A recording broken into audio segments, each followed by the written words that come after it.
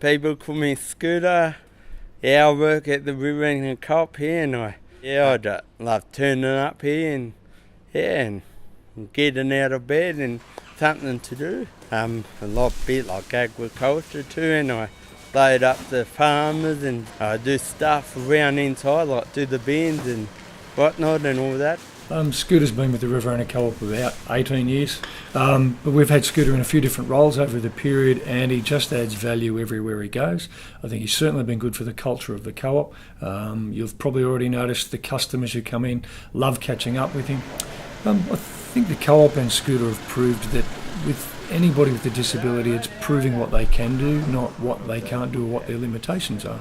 So after the training period and finding out where their strengths are and where they might need support, you certainly end up with something that's beneficial for both. I've known Scotty ever since I've started going to the co-op. He's been here and he's just a pleasure to deal with. He's just such a nice guy, always helpful, always a smile. Everyone can have a go to get up out of bed and work. It's not all about the money, it's about working with other people in a good environment, and hopefully the message will get through to other people.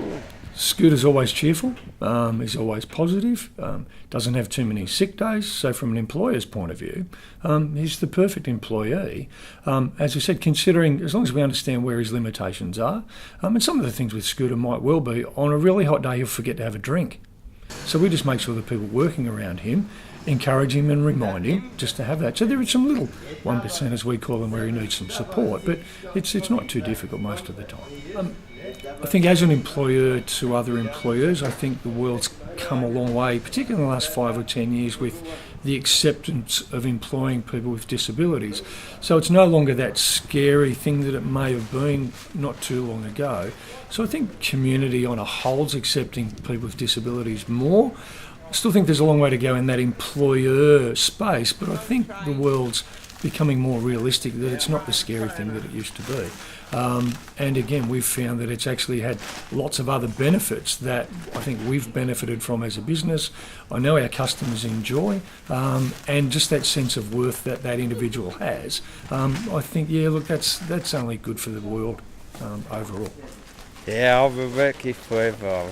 If anyone offered me more money, I would have taken it, because, like I said, it's not about the money, it's about the people and a family environment here, and love it.